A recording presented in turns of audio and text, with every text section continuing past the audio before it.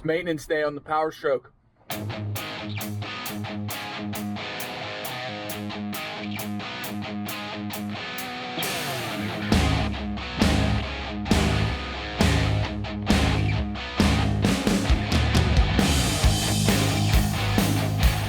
I'm almost certain that a little bit of oil dripped down into the Monster. Let me ask you guys this one question, okay? So if you had an engine builder, right? So if you were in the high performance, car or truck world, diesel, gas, doesn't matter. If you had an engine builder that builds engines, that builds specific spec, amazing tolerance, high horsepower engines, right? And this engine builder was recommending you to use this certain type of oil that he has tested and put to work and used in all of his spec built engines, right? If he was recommending you to use this oil, what would you guys do? And not only is he your engine builder, but he's also a friend that wouldn't steer you in the wrong direction. What would you do? What would you do? You got 20 seconds. Explain.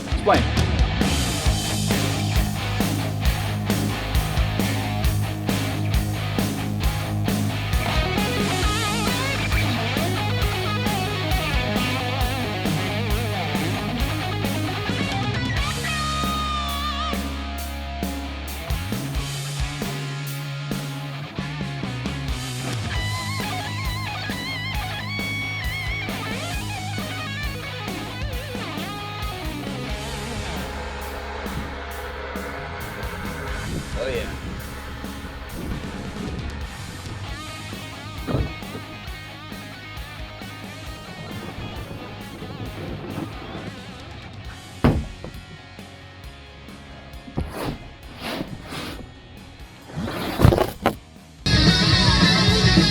All right, this is my first Q&A. Never done one before. It's kind of weird.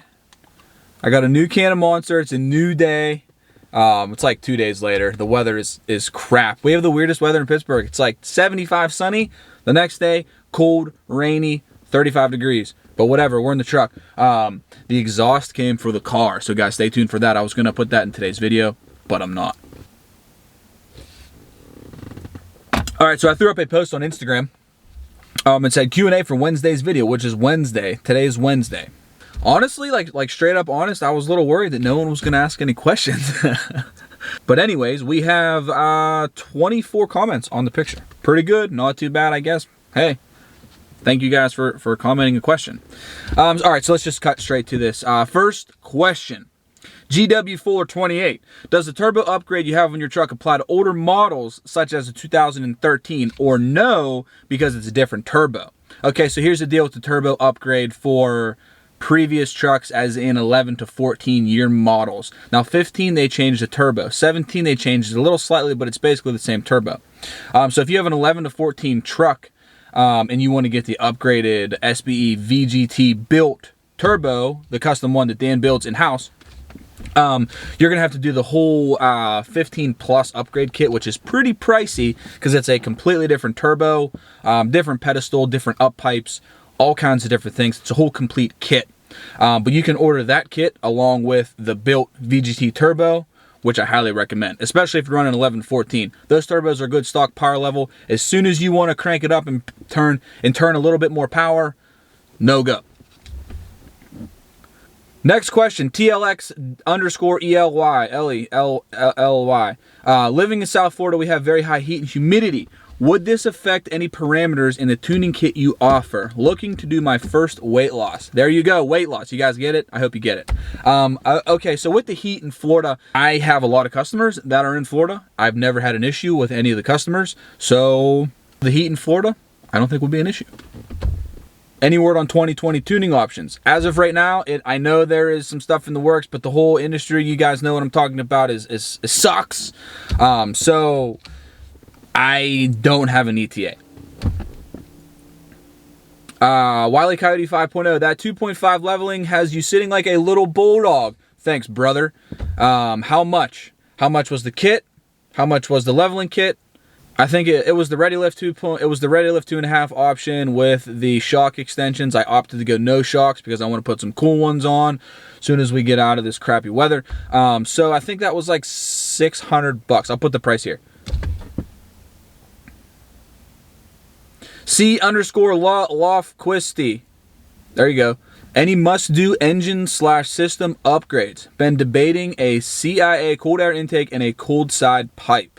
That's actually a great question. I made a video, top 5 Powerstroke mods I would recommend, linked somewhere or down below. Check it out. Devin Thompson 042. What did you do before you started hot shotting? I noticed you have a lot of snap-on tools, so I was curious if you are a mechanic at one point. Yes, I have a lot of tools, and I actually got rid of a lot of tools, but I kept like my personal box that has been that was my first snap-on box, my first like tool set I got. Previous to hot shotting, I owned and operated a motorcycle / diesel performance shop, which was our install shop. It was MDM Performance, formerly Moto Dynamics, if you guys are in the local area.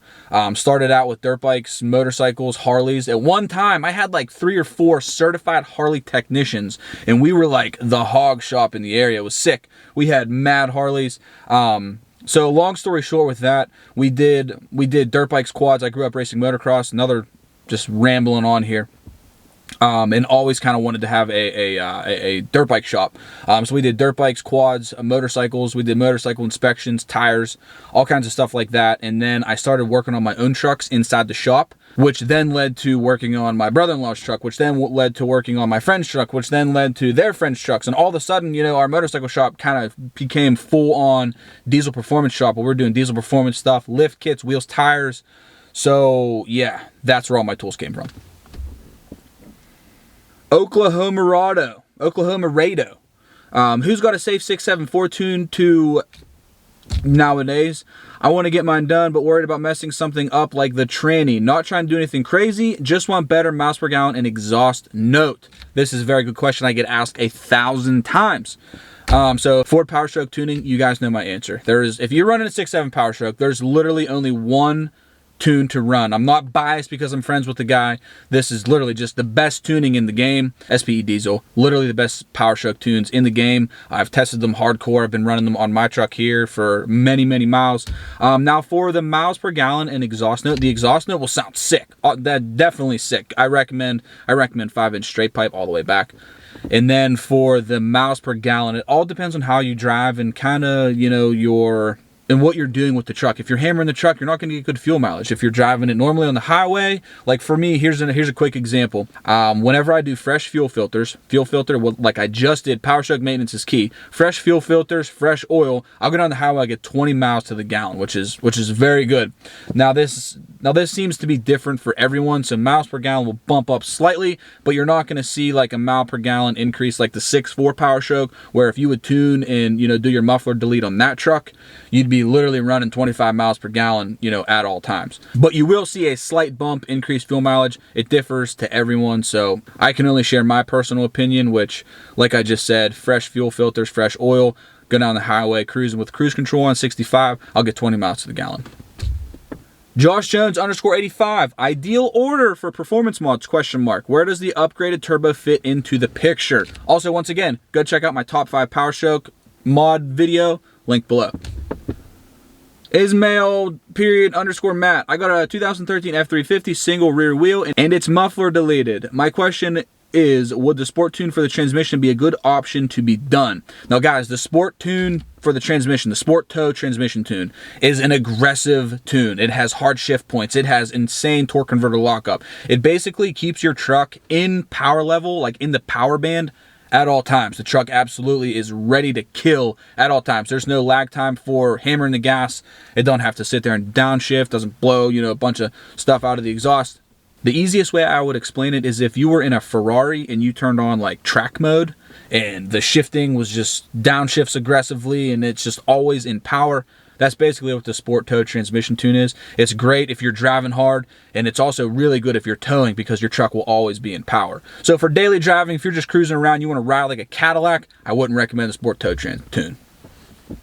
Travis_McCreary, now that you're doing YouTube full time, where do you see the channel over the course of the next year? Any additional diesel builds or focusing on the Platinum? Now, as you guys know, a lot of you guys are wadded up about the Supra. I bought the Supra for the channel, so we're going to be doing more with that. We're going to be doing more with Rusty Red, which is in the garage behind me.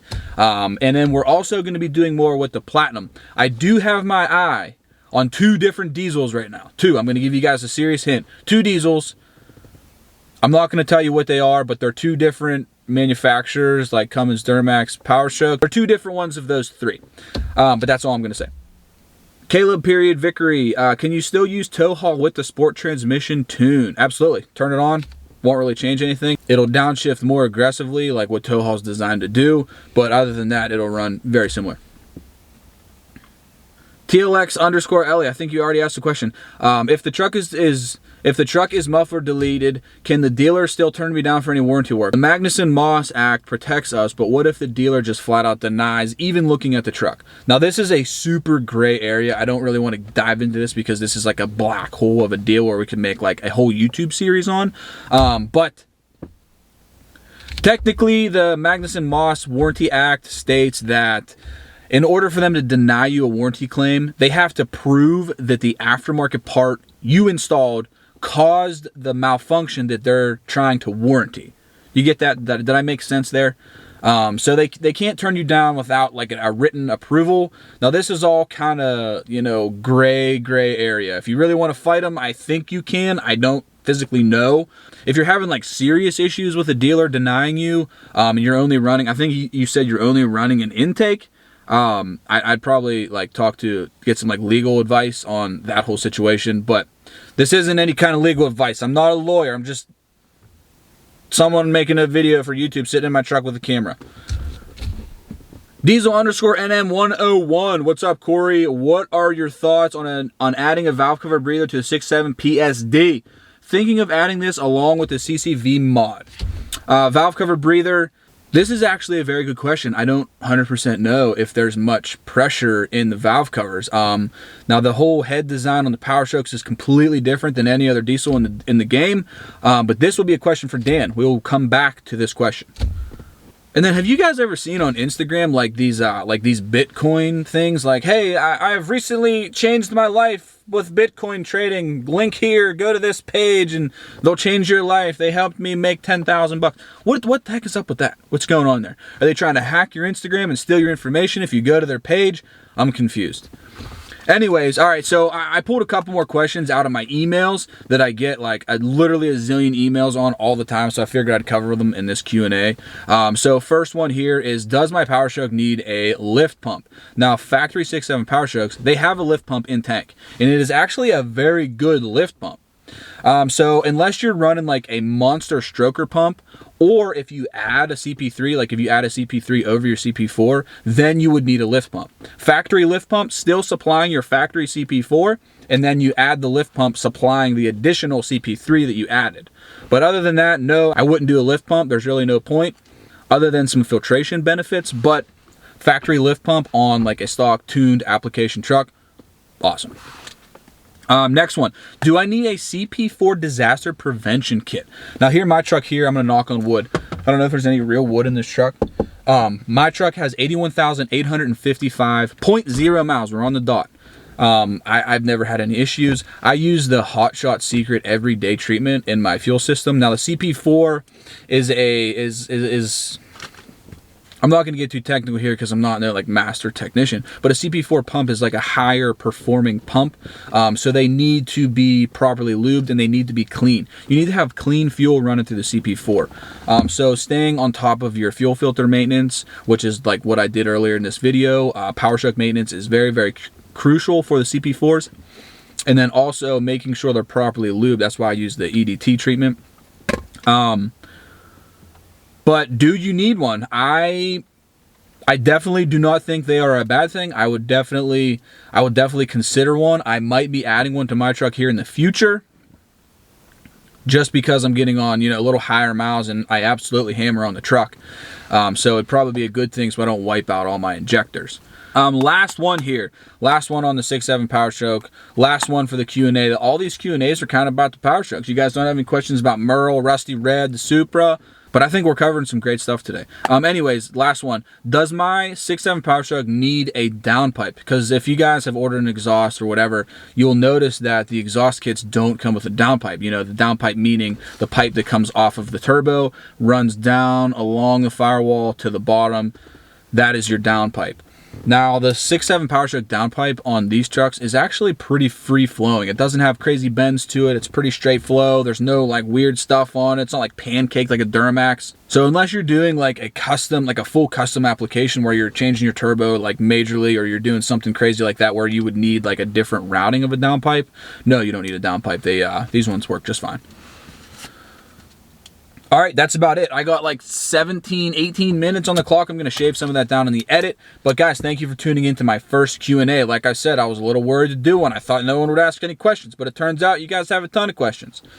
I'll build up some more questions from my email list also, because I get a ton of emails and DMs about like Powerstroke stuff, and I'll pull those all together and we'll do another Q&A here in the future. I think we covered some good information today.